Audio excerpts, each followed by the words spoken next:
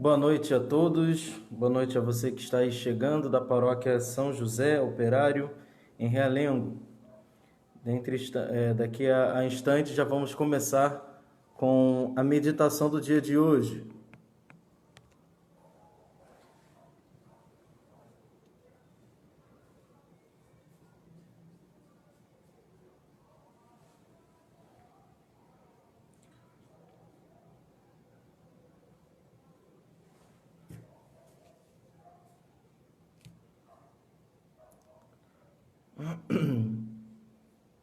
Espero que todos estejam me escutando bem, tá? Para que a gente tenha um bom momento de meditação neste dia.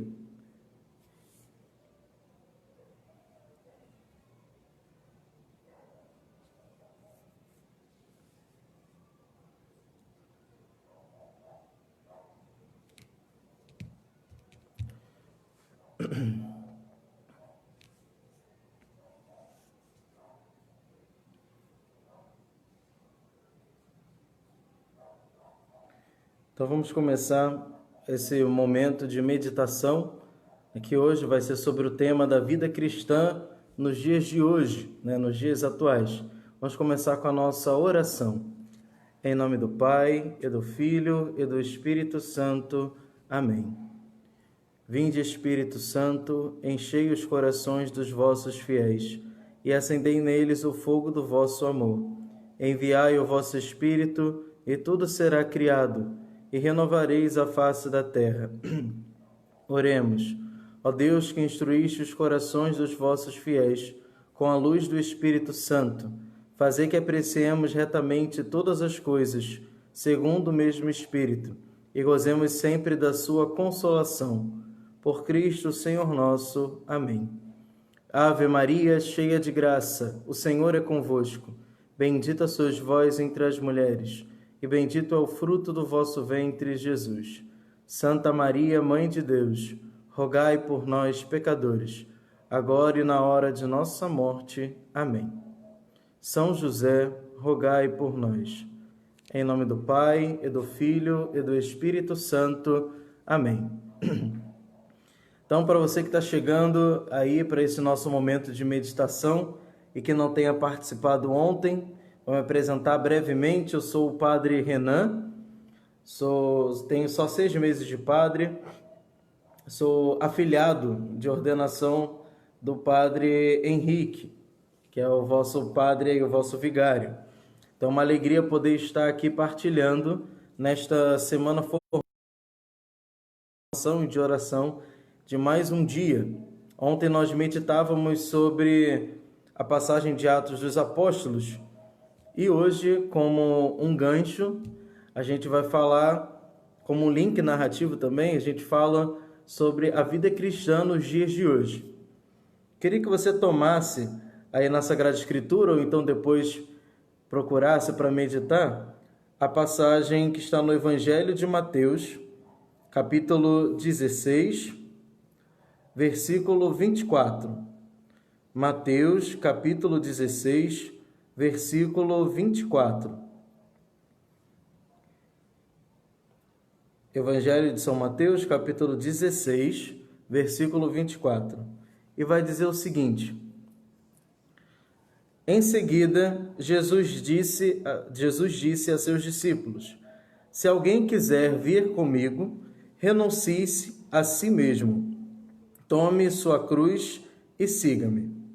Porque aquele que quiser salvar a sua vida, perdê-la-á. Mas aquele que tiver sacrificado a sua vida por minha causa, recobrá-la-á. Que servirá a um homem ganhar o mundo inteiro, se vem a prejudicar a sua vida? O que dará um homem em troca de sua vida? Porque o Filho do Homem há de vir na glória de seu Pai com seus anjos, e então recompensará a cada um segundo suas obras. Acabei lendo do 24 até o 27, tá bem? Então é só seguindo. Mas por que eu quis começar com essa leitura e depois eu vou fazendo alguns links com ela? Porque para a gente entender a vida cristã, no dia de hoje, a gente primeiro precisa partir de um fato. Deus se fez homem. Por isso que eu coloquei hoje até o crucificado aqui, né? Deus se fez homem, habitou entre nós e nos indicou a sua doutrina. Ele nos indicou o seu caminho, o modo como nós devemos proceder. Só que se eu não parto desse fato que Deus ele tocou a história de forma pessoal, na pessoa do seu Filho encarnado, Jesus Cristo, a minha vida cristã ela fica desequilibrada. Eu começo a tratar a minha vida como se fosse uma ideia, somente uma coisa imaginária e não uma realidade. A vida cristã, portanto, primeira coisa que a gente precisa saber, ela é um marco histórico. Não só acontece na história, mas acontece também de forma sobrenatural. Que a vida sobrenatural ela está unida à história também natural. Um outro passo muito importante é que eu preciso ver que esse verbo que se fez carne, habitou entre nós, nos indica a sua doutrina, nos indica todo o seu caminho, ele passa também pela minha história particular. Então tem a história humana, mas tem também a história particular. E nessa história particular, é preciso a gente conseguir olhar para a nossa história de vida e saber ver as centelhas do Cristo nessa minha história de vida. Quer ver uma coisa que é muito importante? Tem muita gente que está há tanto tempo na igreja, né, que se julga até mesmo como se já tivesse salvo, porque já tem anos e anos de igreja, tem as chaves das salas, etc, etc. Você pode ir para o inferno com os anos de paróquia que você tem e com as chaves que você tem também, porque isso não garante salvação. Ter chaves, ter contato com o padre, isso não garante salvação de ninguém. E nem tampouco tempo de igreja significa santidade de vida. Não, não significa.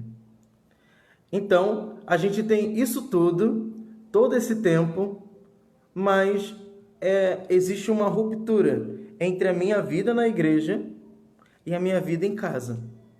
Existe uma grande ruptura. Isso é um grande problema que a gente observa nos tempos, sobretudo nos tempos atuais, né?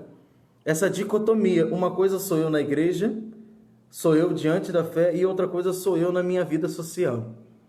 Eu não entendo que essa realidade do Cristo, né, que é o Deus que se fez carne, permeia a história. Eu não entendo assim. Então eu faço... Falávamos muito de divisão ontem. Então essa é mais uma divisão que acaba sendo feita. Eu sou uma coisa na igreja e vejo aquilo como um simples fazer coisas e não ser. É preciso que todo cristão, olhando com fé para a sua história de vida, saiba aceitar a sua história. Se você ainda não conseguiu aceitar a sua história, peça essa graça a nosso Senhor para que você aceite a sua história e assim comece a viver uma vida cristã autêntica. Pois o Cristo ressuscitado, ele toca a nossa história de vida. Então, mergulhando de forma mais ainda concreta no que eu estou querendo dizer, é o seguinte: se você teve uma criação somente pelos seus avós, porque seu pai te abandonou, sua mãe já era falecida, ou porque sua mãe te abandonou, os pais eram separados. Se você teve, no caso da sua história, que seu filho morreu cedo, ou a sua esposa que faleceu, o seu marido, que você nunca conseguiu ter filhos. Enfim, tem N situações. Era muito pobre, passou necessidade, passou fome. O Cristo, ele passa nessa história de vida que nós temos. Ele se apresenta, a doutrina cristã, ela quer se apresentar e ela quer tocar a nossa realidade concreta. Então, se a gente fica dissimulando a nossa realidade concreta, daquilo que nós somos, daquilo que nós temos como bagagem, a nossa vida cristã também vai ser dissimulada. A gente vai ficar falando de nuvens. É por isso que, com muita razão, muitos ateus podem achar que falar de Papai Noel e de Jesus Cristo é a mesma coisa. Porque a nossa vida, ela consiste mais no fazer do que no ser. A nossa vida cristã acaba se fundamentando muito mais naquilo que eu faço e não naquilo que sou. Quer ver um outro exemplo? Quando a pessoa fica doente, se ela era muito ativa na pastoral, e isso eu já vi muitas senhorinhas ficarem chateadas. De repente cai doente e aí ficam preocupadas. Poxa, eu não consigo mais servir na igreja, estou muito chateada por conta disso, etc, etc. Então, a pessoa começa a entrar num misto de sofrimento, num abismo de dor, porque ela não consegue mais fazer aquilo que fazia. Mas a vida cristã não consiste no fazer, consiste no ser. Consiste no ser. O fazer é justamente aquilo que é a expressão do ser. É a expressão daquilo que se é. Porque o agir, ele segue o ser, e não ser o agir. Então, eu faço conforme aquilo que sou. Eu procedo conforme aquilo que eu sou. E não o contrário. Não é o meu fazer que eu... Sabe? Então, é o contrário. O meu proceder deve ser conforme aquilo que eu sou. Mesmo que eu não tenha uma atividade pastoral, eu sendo padre, vamos supor que eu caia doente, eu continuo sendo padre. Você batizado, crismado, continua sendo batizado, crismado, ainda que esteja em cima de uma cama. Continua. Porque é uma mudança na sua alma, uma mudança que se chama assim ontológica, né? A mudança no ser que acontece. Então, não tem tanto a ver com o fato de você estar fazendo aquilo ou aquilo outro, mas aquilo que você é. Então, isso precisa estar na nossa identificação de olharmos a nossa história. Se eu sou batizado, assim como ele fez com os apóstolos, mostrar cada vez mais, com a luz da fé agora, nos ensinar as Escrituras, nos ensinar a ler a história. Foi isso que ele fez com os discípulos de Emaús. Ler a história, mostrando, será que o Cristo não precisava passar por tudo isso para alcançar a sua glória? O Cristo deseja fazer isso com cada um de nós, outros Cristos.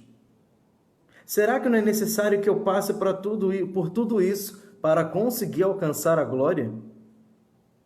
Às vezes nós somos como esses discípulos de Emaús, que estão cegos, tristes, acabrunhados, sem esperanças, olhando para os seus sofrimentos, porque não conseguem enxergar com inteligência da fé, que é um dom do Espírito Santo também, o dom da sabedoria, da ciência, do conhecimento. São 3 dons do Espírito Santo. Não consegue ver aos olhos da fé que Cristo, ou seja, eu pelo batismo, você batizado, precisamos passar por essas dores até alcançar a glória. E aí a gente fica acabrunhado, igual os discípulos de Emaús. Mas é necessário pedir a graça para que a gente veja o Cristo partindo o pão. E nesses gestos do partir o pão, a gente enxergar. Sim, de fato é Ele. Ele está ressuscitado. Ele me acompanha. E aí ir anunciar com toda alegria. Então, o primeiro passo, recapitulando já nesse início para a gente não se perder. Considerar verdadeiramente, Deus tocou a história porque Ele se encarnou. E aí Ele nos ensinou sua doutrina, Ele morreu e ressuscitou. Verdadeiramente. Segundo passo, entender todo esse caminho da vida do Cristo na minha história particular de vida. Não só na história macro, mas também na história micro. Será que não tem um porquê de eu estar sofrendo isso que eu sofro, essas coisas que eu passei? Um terceiro momento que é importante a gente saber é que, e por isso eu coloquei o Cristo crucificado, o nosso modelo é o Cristo. Ele é o nosso modelo. Então, se nós somos cristãos, o modelo que nós devemos seguir é o Cristo. E de modo muito especial nesse mundo, o Cristo crucificado. Então, se ninguém nunca te disse isso, eu vou ter que te dizer, porque às vezes a gente adere a alguns caminhos sem saber as implicações dos mesmos. E aí nosso Senhor, ele diz, né, que ninguém pode botar a mão no arado e olhar para trás, senão não é digno dele. Como ele vai dizer hoje, quem quiser, né, ser meu discípulo, renuncie a si mesmo. Primeiro passo. Então, meus queridos, se existe uma coisa que é própria da vida cristã, chama-se sofrimento. Se existe uma coisa que é própria da vida cristã, chama-se sofrimento. Porque aquele que quiser salvar a sua vida, perdê-la. O que significa salvar a sua vida? Significa querer fugir a todo custo do sofrimento. Quem vive a vida querendo fugir do sofrimento, veja, também não é para correr atrás do sofrimento, não é isso que eu estou dizendo. E nem é isso que o Cristo diz. Mas saber acolher com paciência e com fé os sofrimentos que vierem. Que toda vez que se corre do sofrimento, a gente está fugindo da cruz. E aí não estamos sendo discípulos do Senhor. Porque a gente está querendo salvar a vida. O que é salvar a vida? Nesse sentido que nosso Senhor está falando. Não saber crucificar o prazer da carne, o prazer do mundo, da carne, saber crucificar a nossa vontade. A gente quer realizar tudo aquilo que quer. Diga-se de passagem, ser autêntico, né?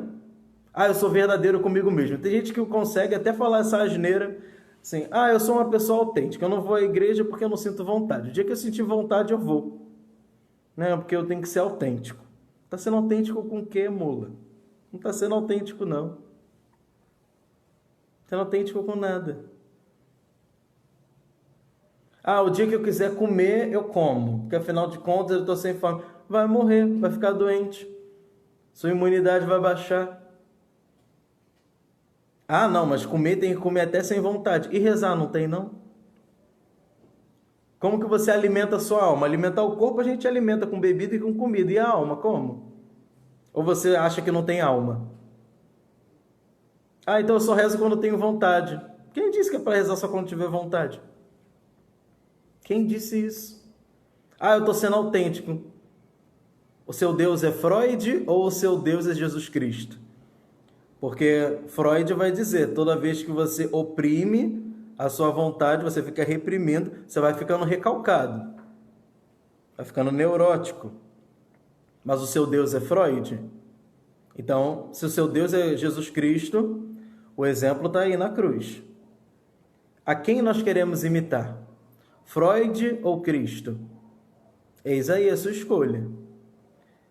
Se você quer pagar o preço por ser autêntico aos modos do mundo, vai dizer aqui, porque aquele que quiser salvar a sua vida, perdê-la. Mas aquele que tiver sacrificado a sua vida por minha causa, recobrá-la. Então, se existe uma coisa que é própria do cristão, é saber se sacrificar. Como, padre? Vamos lá. Existem dois tipos de sacrifício que todos nós podemos fazer, né? O de receber os sofrimentos, que é chamado de purificação passiva, onde a gente só recebe as coisas e acolhe, né? E sobrevive ali, né? Vive junto, com muita paciência, com muita perseverança, acolhendo os sofrimentos, que é a purificação passiva. E tem a purificação ativa, que são as mortificações, penitências. Por que você acha que a igreja coloca o tempo da quaresma? Jejum, abstinência, as obras de misericórdia. É claro que é um tempo específico da quaresma, de conversão, que se prega mais sobre a conversão de vida. Mas isso é para ser vivido o ano inteiro. A mortificação, a penitência é vivida o ano inteiro. Um parêntese, você sabia que toda sexta-feira o cristão católico deve fazer abstinência de carne vermelha? Toda sexta-feira do ano. Não é só na quarta-feira de cinzas e na sexta da paixão, mas toda sexta-feira do ano. É para fazer abstinência de carne vermelha. Não, mas isso é muito difícil. Não quero. É difícil. Certa vez eu falando com jovens, né, sobretudo quando se quer falar muito da virtude da castidade, falar da vida da pureza e tudo mais. E na palestra eu tive a ocasião, né, o Espírito Santo ilumina a gente, né? E aí tinham alguns jovens dormindo. Eu falei com eles, o que é mais fácil? Vencer o sono ou vencer o pecado? E aí todos responderam, vencer o sono. Falei, pois bem, então se nem contra o sono vocês lutam, quem dirá contra o pecado, né? Então se vencer o sono é mais fácil, e nem contra o sono às vezes a gente luta, porque a gente quer ficar dormindo até quando nos dá vontade, quem dirá lutar contra o pecado, que é mais difícil do que o sono. Então, aquele que não estiver disposto a se sacrificar, vai perder a sua vida. Viver no mundo, realizando tudo aquilo que se quer, não é o caminho do cristão. Não é. A gente está desviando o caminho, perdão. Estamos seguindo por uma outra direção. O caminho do cristão consiste em viver conforme o Cristo. Santo Tomás de Aquino vai dizer o seguinte: o cristão ele deve abraçar no seu coração tudo aquilo que o Cristo abraçou e desprezar tudo aquilo que Cristo desprezou na cruz. O que Cristo abraçou na cruz é isso que o cristão deve abraçar. Aquilo que Cristo desprezou na cruz é aquilo que o cristão deve saber desprezar. Se existe uma coisa que o Cristo soube desprezar na cruz, para o nosso assombro, é a sua fama, a sua aparência diante dos outros. E isso ele oferece mais uma vez, quando agora nem visível, enquanto forma humana, ele se apresenta. Agora se apresenta como na forma do pão, um alimento. Veja como Cristo, ele renuncia, é capaz de renunciar a tudo. Renunciou sua glória, seus bens, tudo.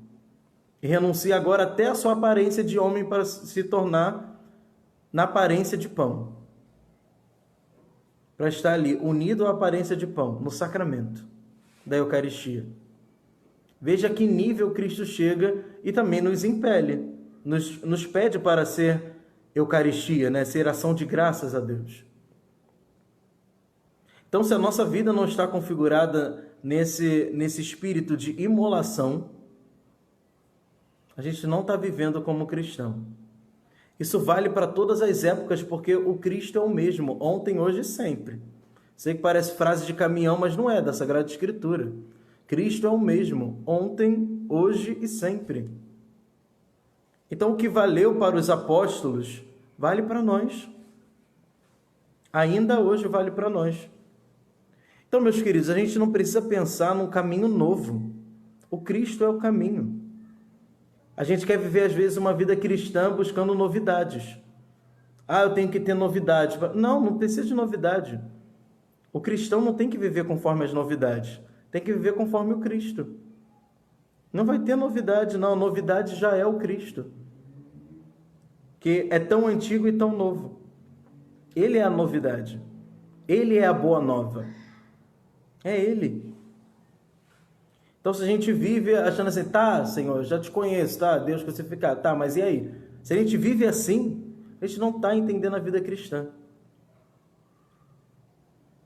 Então, a nossa vida precisa se identificar com este mistério salvífico da cruz. Um mistério de oferta.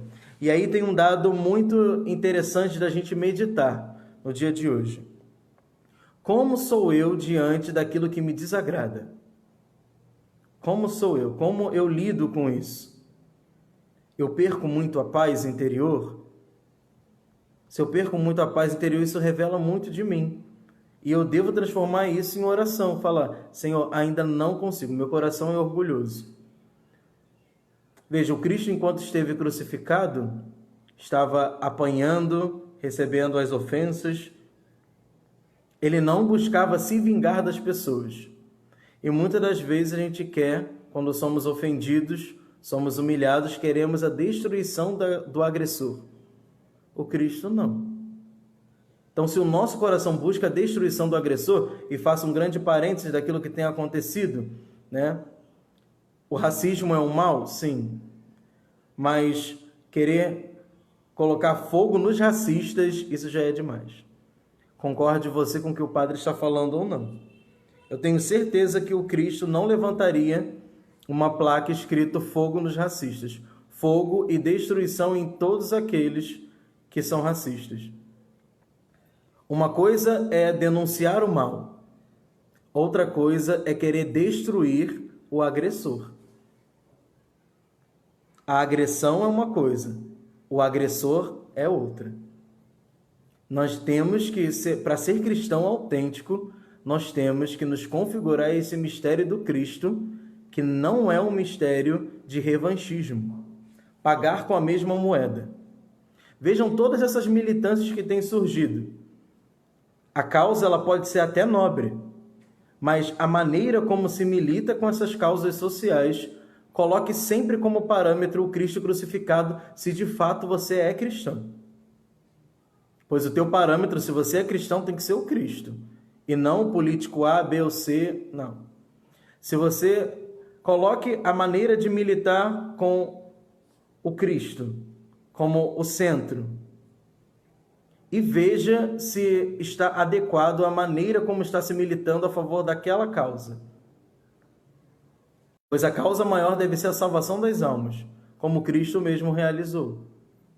Se nós somos outros Cristos, devemos também transformar a nossa vida num louvor a Deus e causa de salvação para tantos outros. Para a nossa salvação e para também os outros. Não somos nós que vamos salvar, mas podemos ser veículos de salvação para as pessoas. Podemos ser. Então é preciso a gente refletir a todo instante como eu lido com aquilo que eu recebo. Porque se eu recebo mal, eu vou transformar, vou perverter o mistério da cruz. E aí eu vou começar a me sentir injustiçado. Será que Cristo se sentia injustiçado quando estava na cruz? Será que passou no coração dele, eu estou sendo injustiçado? Tenham pena de mim. Ele estava realizando a justiça do Pai. E isso é tão maravilhoso, porque ele até fala para Pilatos. Pilatos diz que teria poder para soltá-lo. E ele diz, nenhum poder teria te dado, nenhuma autoridade teria te dado sobre mim, se não fosse dada do alto por primeiro. Então ele está falando para Pilatos, você não tem poder sobre mim. E ninguém está tirando a minha vida, eu estou entregando a minha vida. Veja que até mesmo no Evangelho, você tem o cuidado, sobretudo no Evangelho de São João, você tem o cuidado de não falar que Jesus morreu. Não fala que ele morreu, fala que ele entregou o Espírito. Jogo de palavras. Não é. Porque mostra um movimento autônomo de Jesus. É ele que está se entregando. Por isso o gesto até mesmo da Eucaristia. É o padre, o ministro que entrega, não é você que pega. Ele entrega e você recebe, para mostrar que o Cristo na Eucaristia, ele está realizando esse mesmo mistério da cruz, se oferecendo.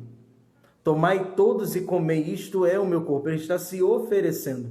Tomai todos e bebei, este é o cálice do meu sangue. Ele está se oferecendo por nós. Então, todo cristão é chamado a se oferecer pelos irmãos, para assim estar se oferecendo para Cristo. Se oferecer aos irmãos por causa de Cristo, por causa do oferecimento de Cristo por nós. É isso que significa o amai-vos uns aos outros como eu vos amei. Como Cristo fez conosco, devemos fazer com os irmãos. E o se oferecer é estar disponível a receber os espinhos, a receber os escarros. Não pensemos nós que vamos entrar no céu com o cabelo penteado, com a roupa engomada, com a barba feitinha, com a roupinha, tudo certinho, não tem nada rasgado, com o tênis. Nós temos que entrar no céu tal como Cristo entrou, com as chagas, humilhado. Quem quiser entrar bonitinho, não vai entrar no céu, porque o Cristo está coroado de espinhos, humilhado, abandonado, traído. Como que nós queremos viver uma vida cristã cheia de regalias, onde eu não posso sofrer nada? E se eu sofro, eu fico acabrunhado, fico triste, fico depressivo, fico deprimido. Ah, não podia ter acontecido isso comigo. Ah, ele não podia ter falado nesse tom comigo. Falaram com Cristo. Às vezes a gente fala muitas coisas e esquece de meditar sobre o que estamos dizendo. A gente já falou trocentas vezes, já escutou. O discípulo não é maior do que o mestre. Eis o nosso mestre. Olha o que o nosso mestre passou. Como a gente não vai passar? Jesus mesmo, enquanto carregava a cruz, falava para as mulheres de Jerusalém: não choreis por mim, mas chorais por vós mesmas e por vossos filhos. Pois se fazem isso com a madeira verde, o que não fará com a seca? A madeira verde é a boa, né? A boa para uso, que é o Cristo. Olha só o que fizeram. O que não vai fazer com a seca, que somos nós, que está boa para ser lançada no fogo? Então, às vezes a gente se perde no meio dessa caminhada cristã porque a gente para de meditar sobre as implicações dessa realidade que nós aderimos no batismo. E aí a gente vai se afastando cada vez mais. Então é preciso que a gente olhe sempre para o Cristo crucificado, e aí eu gosto muito da pregação de São Paulo, quando ele fala: eu vou vos anunciar, o Cristo, mas o Cristo crucificado. Eis o nosso parâmetro. O parâmetro da vida cristã e o seu término neste mundo está aqui, na cruz. Quem quiser se afastar da cruz, não fazer a oferta de si próprio, não está apto para ser o discípulo de Jesus. E não tem como se oferecer pela metade. Todo dia é um momento específico para fazer o seu oferecimento. E aí eu gostaria de passar para um outro momento, que é uma coisa mais prática, para a gente não ficar só na parte muito teórica, uma coisa mais prática. Tá, padre, eu estou convencido e quero viver a vida cristã conforme o Cristo me pede, independendo da sua idade, tá? Se você tem 80 anos, 90, 50, se está vivo, tem muito o que mudar, né? Só não tem jeito para a morte. Meu pai sempre falava isso, né? E costuma falando até hoje. Só não tem jeito para a morte, para tudo tem um jeito. Então vamos lá. De forma bem prática. Você deve viver a sua vida cristã de acordo com o seu estado de vida. É casado? Viva conforme o seu casamento. Você não pode mais viver como uma pessoa solteira. Agora existe uma outra pessoa do qual você deve servir a Cristo servindo essa pessoa. Tem gente que é casada e quer ficar o tempo todo na igreja, como se não tivesse, como se não fosse casado. Aí diz: ah, mas o meu marido ele não é da igreja. Mais um motivo para você ser igreja na sua casa. Você vai à igreja, vai ao templo, mas não é para você passar o tempo todo lá, se embrenhando em um monte de pastoral. Você tem um marido, então é preciso dar atenção a ele. Seja igreja em casa.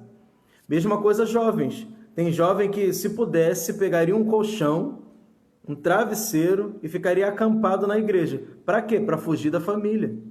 Que às vezes o pai bebe, a mãe é agressiva e quer ficar fugindo das responsabilidades, ou simplesmente não aguenta mais os pais. A vida cristã não pode ser dissimulada, não. Seja cristão na igreja e seja em casa também. Seja a luz de Cristo para os seus pais, caso eles não sejam da igreja. Seja a luz de Cristo no teu trabalho. Você trabalha fora? No teu trabalho, naquela função que você exerce, viva o Evangelho. Seja um bom funcionário. Chegue no horário. Realize todas as suas atividades com excelência. Seu estado de vida é o que? Estudante? Não deixe os trabalhos para depois. Estude de verdade. Não colhe na prova. Estude. Seu estado de vida é divorciado? Viva a castidade. Você está namorando? Viva a castidade. Então, todo tempo, a gente, olhando para a nossa história de vida, nós conseguimos aplicar, de acordo com aquilo que aparece no dia a dia, oportunidade de amar o Cristo, servir a Cristo. Santa Teresinha do Menino Jesus, ela diz que um ato, ainda que seja pequeno, mas se for regado com muito amor, isso Cristo aceita. E vale mais do que um ato muito complicado. Tem gente que acha que Deus só vai escutar se atravessar aquele caminho enorme do santuário de Aparecida, com aquelas velas gigantes de joelhos. Enquanto que uma pessoa se pega um alfinete do chão, mas pegando aquele alfinete, ela coloca muito amor a Cristo, oferecendo aquele ato pelas almas, em reparação dos pecados dos pecadores. Ela consegue muito mais naquele ato do que uma pessoa que está lá, até de forma supersticiosa, atravessando aquele caminho. Vejam o que Cristo falou: eu não quero sacrifício, eu quero misericórdia. A misericórdia. Então, o nosso sacrifício deve ser colocando amor nas pequenas coisas. Se existe um tipo de pessoa que, se fizer isso, vamos ter muitos santos, se entender isso, vamos ter muitos santos, se chama as donas de casa. As donas de casa, se elas entenderem que aquela repetidas ações que elas fazem em casa, né? Porque cuidar de casa é uma coisa que cansa muito. Então toda hora tem que passar um pano no chão, e é roupa para lavar, todo dia tem um caminhão de roupa, né? E é louça para lavar, e é comida para fazer, e é banheiro para limpar. Se colocar nessas atividades diárias muito amor a Jesus Cristo, colocar ali, oferecer aquelas atividades pelas almas do purgatório, pela santificação de alguém, nossa, vamos ter muitos santos. As casas vão se tornar verdadeiros celeiros de vocações, verdadeiras igrejas domésticas, pois o Cristo vai estar crescendo nas almas. É isso que significa vida de oração.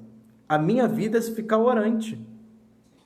Não importa que eu não tenha um tempo para parar para rezar, eu transformo aquilo que eu estou fazendo em oração, oferecendo ao Cristo, oferecendo a Deus. Está no ônibus, oferece a Nosso Senhor, por cada uma daquelas pessoas que estão lá, pelo motorista, o trajeto, olhou uma pessoa. Não fique se dispersando com música no ouvido, ou então ficar se perdendo vendo. Reze.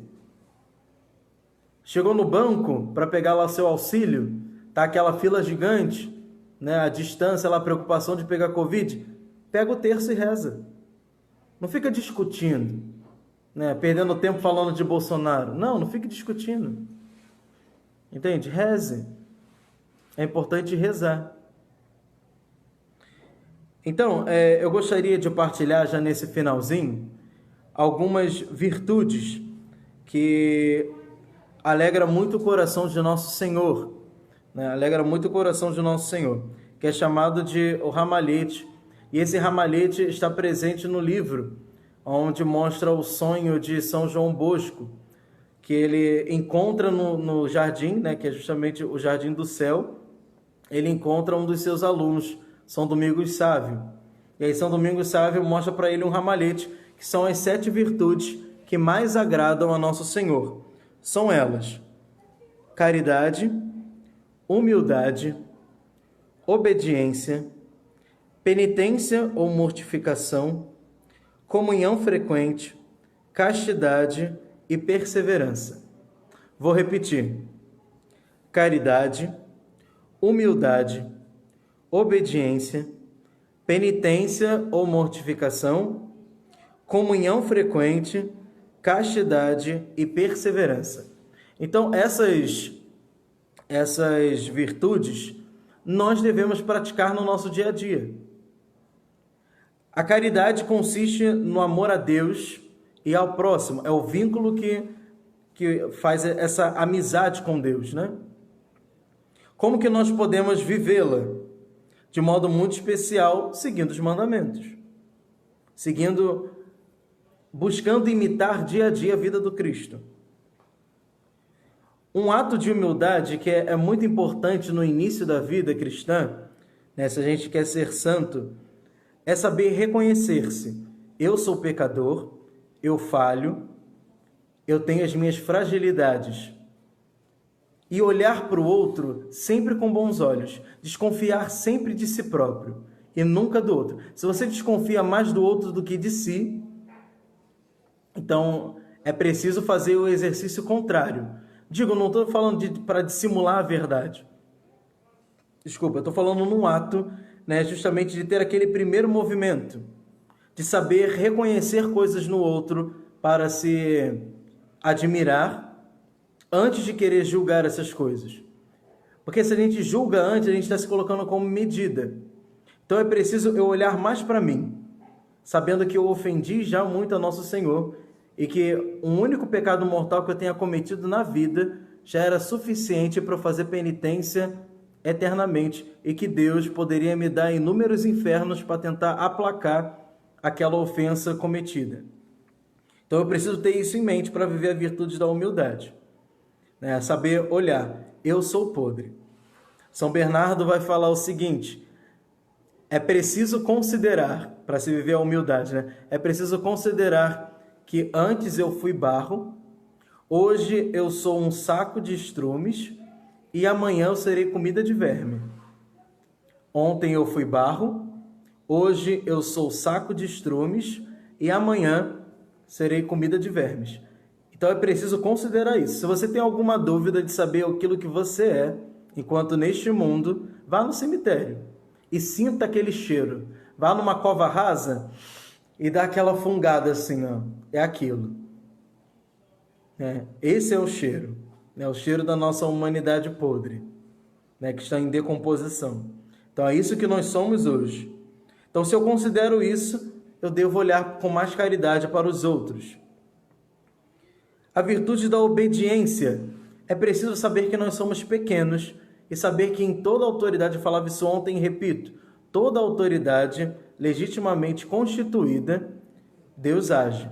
Então, toda vez que você desobedeceu o padre, numa diretriz que ele deu, está desobedecendo a Deus. Não precisa nem se perguntar, Senhor, será que eu te desobedeci? O padre mandou, você não fez, desobedeceu a Deus. Porque Deus fala através do padre. Então é preciso a gente ter essa inclinação de se colocar a serviço daqueles que são os superiores. Saber realizar isso com certo até preceito religioso. A virtude da penitência, como que você pode aplicar no seu dia a dia? Comece a causar dores à sua vontade. Eu gosto de dormir sempre até acordar, vamos supor assim. Estou nessa pandemia, estou dormindo até acordar. Bota um horário para você acordar. Bota um horário para você dormir. Faça um plano de vida, né? Horário para dormir, horário para estudar, horário para se alimentar, horário para fazer um lazer, horário para tirar aquela cestinha depois do almoço. Coloque horários. Horário para estudar, enfim, já falei. Então comece a criar contrariedades à sua vontade. Isso é bom. O jejum ajuda muito a regrar. Às vezes os jovens eles ficam meio perdidos. Poxa, como que eu consigo viver a virtude da castidade? Faça jejum. Pois a virtude da castidade ela está ligada com os desejos sexuais. A luxúria, a gula e a preguiça é uma tríade. Eles estão ligados entre si. E todos esses três vícios são vícios corpóreos. Então, se você faz abstinência, que a abstinência é justamente do alimento, né? Alimento e bebida.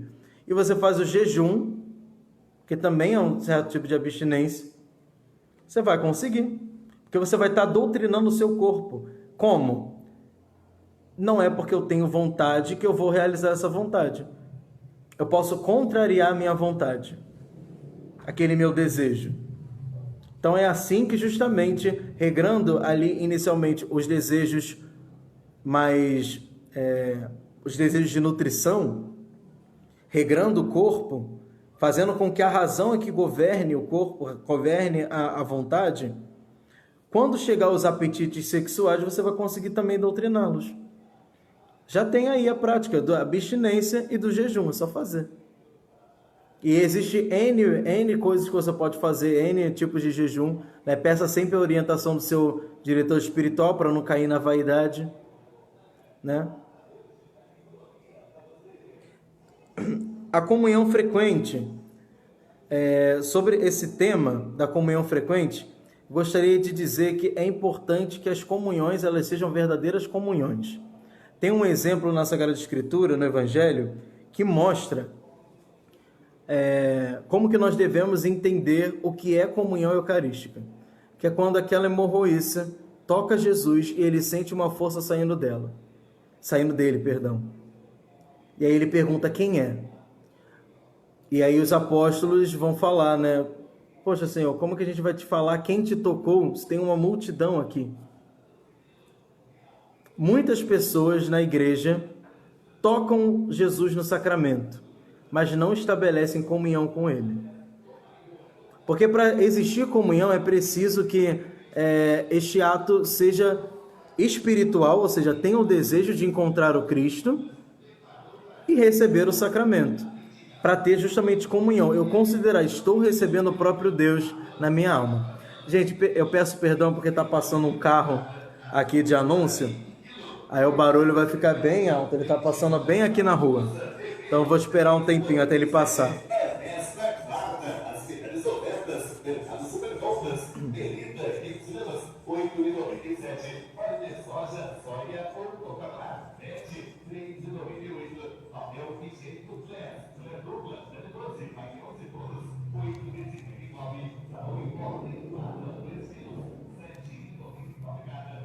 Então, passou um pouquinho. Então, eu dizia que a hemorroíça, ela estabeleceu de fato uma comunhão com o nosso Senhor, porque ela tinha o desejo e a fé. Ela queria encontrar o nosso Senhor, para que ela pudesse ser curada. Entende? Então, é preciso que a gente, olhando, né, para esse exemplo do Evangelho, a gente consiga, de verdade, no momento que eu me aproximo da Eucaristia, não simplesmente fazer um ato mecânico de receber a Eucaristia, mas sim um ato verdadeiro de receber o Cristo na minha alma, e assim adorá-lo, servi-lo, amá-lo verdadeiramente. Então, é isso que consiste a comunhão, e é a grande virtude mostrada aqui, a comunhão frequente. Todo aquele que come da minha carne e bebe meu sangue tem a vida em mim e permanece em mim. Vou esperar o carro passar de novo.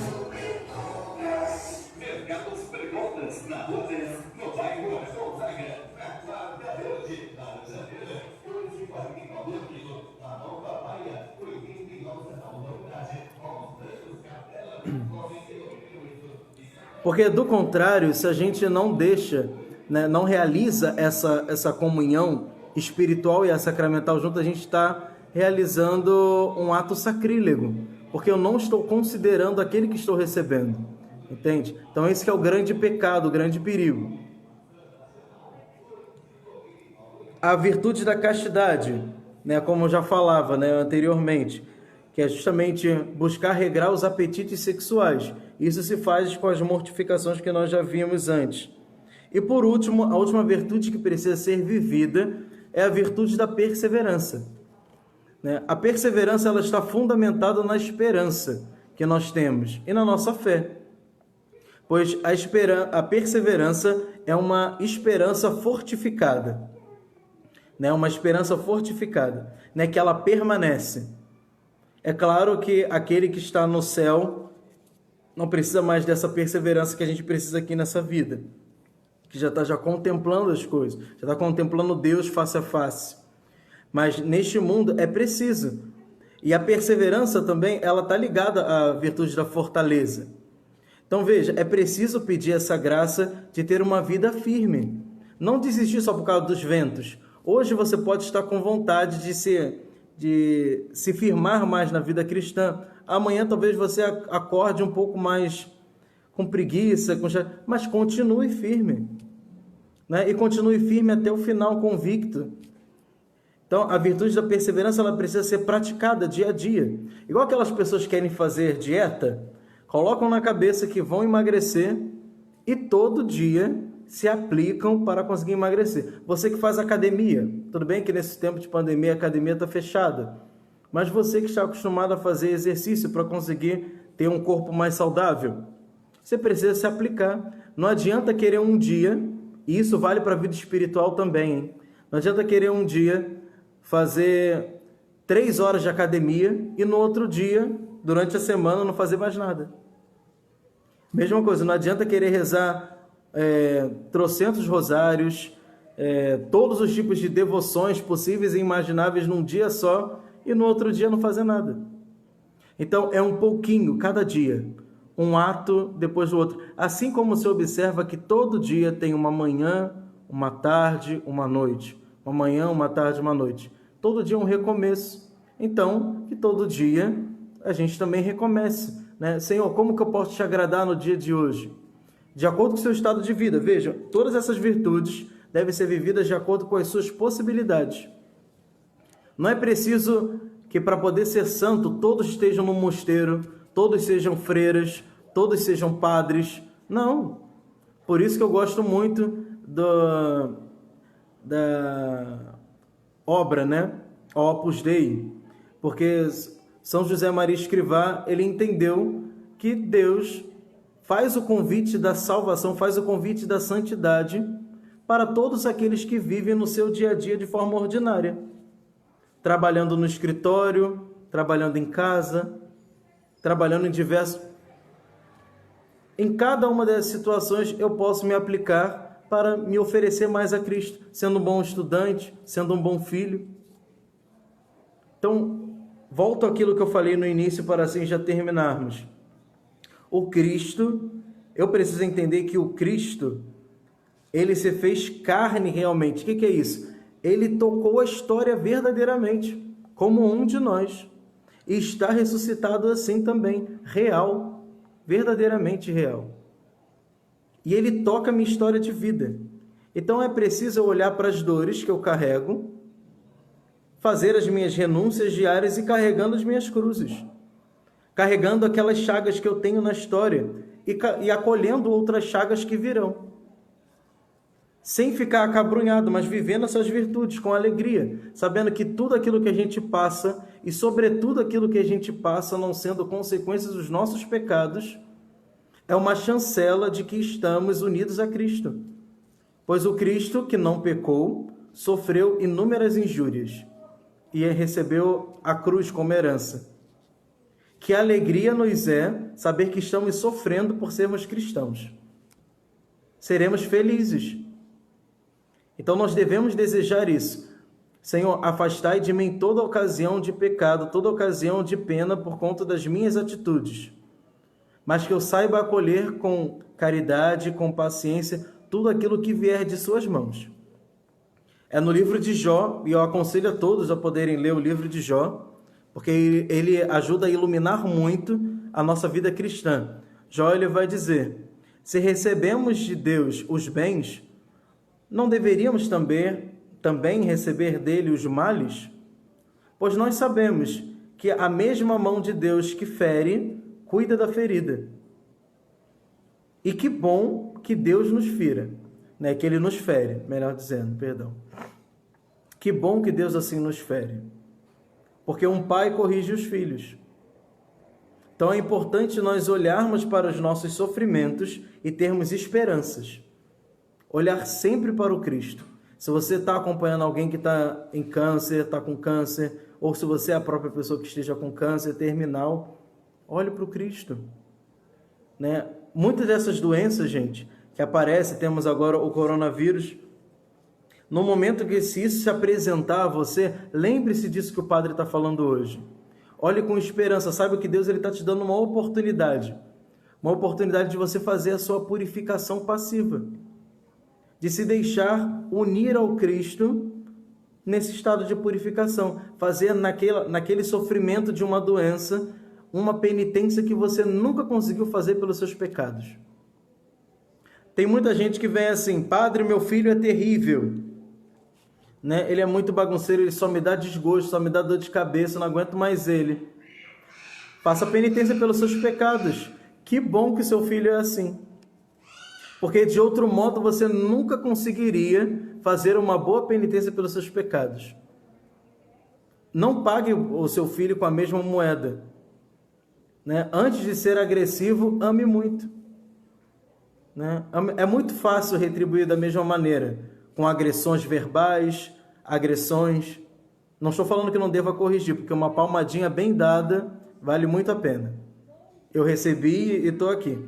Então, É importante, mas antes de bater, antes de repreender com energia, que tem aquele sentimento de viabilizar que a pessoa tenha um encontro com o Cristo, com a verdade. Isso só se faz pedindo muito luz do Espírito Santo. Os pais precisam rezar muito pelos filhos, pois os filhos não estão nesse mundo para serem continuadores, né, dos desejos dos pais, não. Os filhos, eles vieram para esse mundo para realizar o desejo de Deus. É claro que você, pai, você, mãe, você não sabe qual é o desejo de Deus para a vida do seu filho. Por isso que você precisa rezar, para pelo menos não atrapalhar a vocação específica que Deus o chame. Se é o matrimônio, se é uma vida consagrada, se é o sacerdócio, enfim, se é ser catequista. Então, meus queridos, a vida do cristão no dia de hoje é justamente aquilo de tão antigo, mas ao mesmo tempo tão novo, a identificação com o Cristo. Se nós quisermos dissimular a nossa vida, a gente vai estar atuando, a gente não vai estar vivendo conforme o Cristo.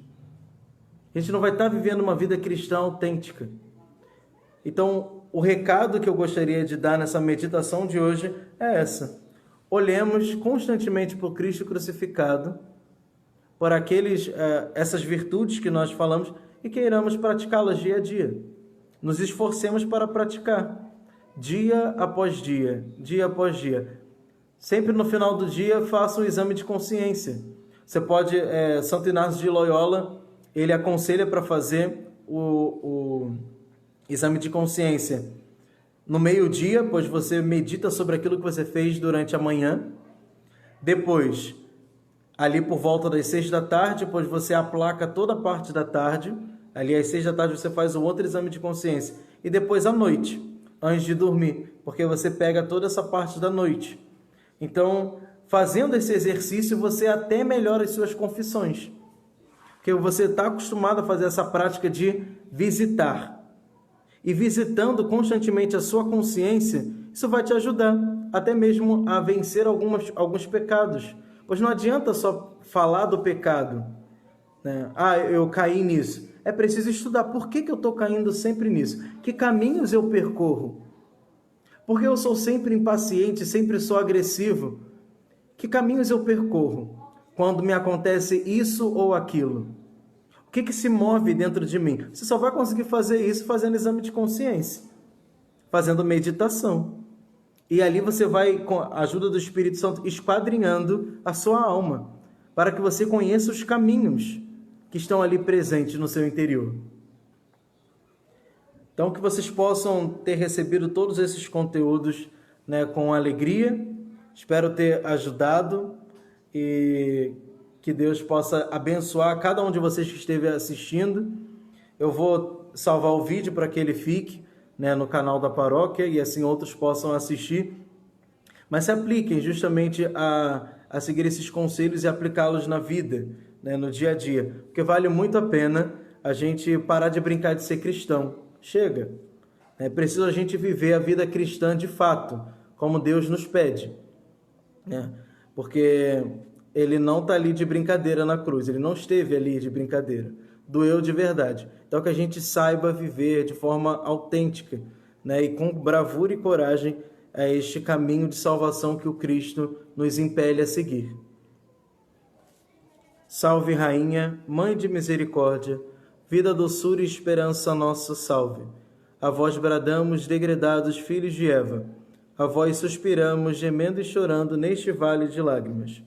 Eia, pois, advogada nossa, esses vossos olhos misericordiosos a nós volvei, e depois deste desterro mostrai-nos Jesus, bendito o fruto do vosso ventre.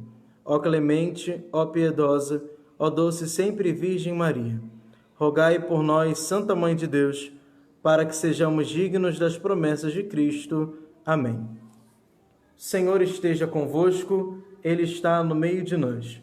Por intercessão da bem-aventurada Virgem Maria e de São José, seu castíssimo esposo, desça sobre vós e permaneça a bênção de Deus Todo-Poderoso, Pai e Filho e Espírito Santo. Amém. Tenham todos uma boa noite e uma boa semana de formação e de oração.